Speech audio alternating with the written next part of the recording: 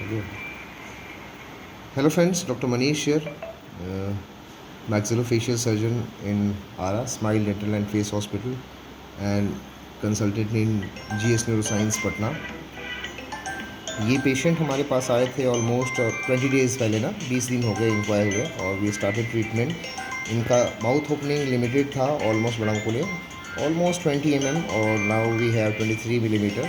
It's not about, ये इनका chief complaint नहीं था। The chief complaint of the patient is कि इनको जलन होता है ना, खाते टाइम में जलन होता है। See the status of dentition is very bad.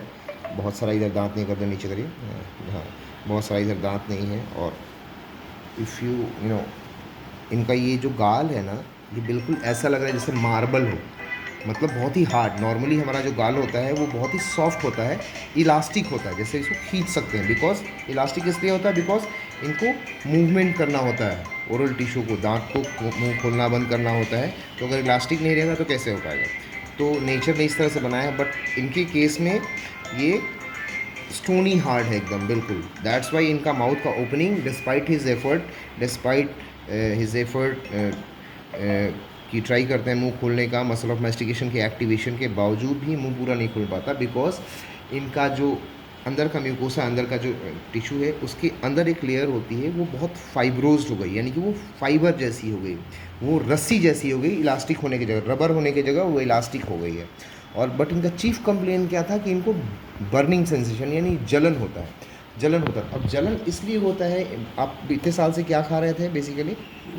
गुटखा खा रहे थे। हाँ, गुटखा और पान खाने से क्या होता है, स्पेशली पान वगैरह में, गुटखा में, कि उसमें कुछ ऐसे केमिकल्स होते हैं जो कि इन्फ्लामेशन यानी कि कुछ ऐसा प्रोसेस अंदर कर देते हैं जिसकी वजह से ये फाइब्रोसिस हो जाती है।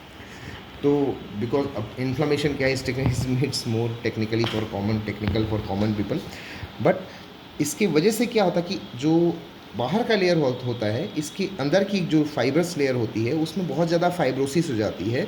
तो क्या होता है, उसकी थिकनेस बढ़ जाती है, वो मोटी हो जाती है और बाहर वाली जो चमड़ी है वो बहुत पतली होती है। और बाहर वाली चमड़ी में क्या होता है, नर्व एंडिंग्स होती हैं, यानी नसों का अंत वहीं पे होता है, नर्व एंडिंग्स होती हैं और वो कई बार एक्सपोज्ड हो जाती हैं।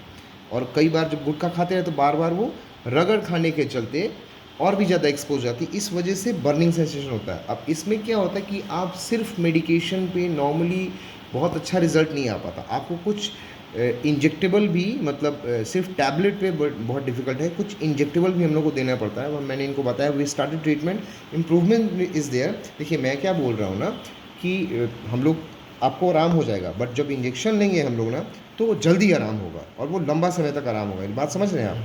तो हम लोग 3 महीने तक वेट कर लेते हैं, अगर 100% आराम नहीं होता तो we will shift for injection पे हम लोग जाएंगे, ठीक है। और इससे आपका दोनों फ़ायदा होगा, ये जलन भी ख़त्म हो जाएगा और मुंह भी पूरा खुल जाएगा, ठीक है। जलन खाली हमको खाली जी में हाँ हाँ, ये वाला, हाँ तो ये हाँ इधर भी ख़त्म हो जाएगा, उसके चलते ही हुआ जलन ये। नहीं, हाँ रुखड़ापन जैसे होता है, cut cut cut cut cut जैसे कोई चीज़ हाँ, कुटकुटाता हम है। समझ गए। तो वो भी ठीक हो जाएगा और ये मुंह भी ठीक है। अभी हम लोग पहले दवा देख लेते हैं, दवा से आपको आराम तो कितना है, कितना परसेंट आराम हुआ है मोटा मोटी 20 दिन में? 10% के लमसम होगा। अभी 10% है, अभी टाइम लगेगा। हाँ, इट नॉर्मली 2-3 महीने का, 3 महीने का समय लगता है, ठीक है। हम लोग दवा देते हैं, ठीक है, ओके, थैंक यू।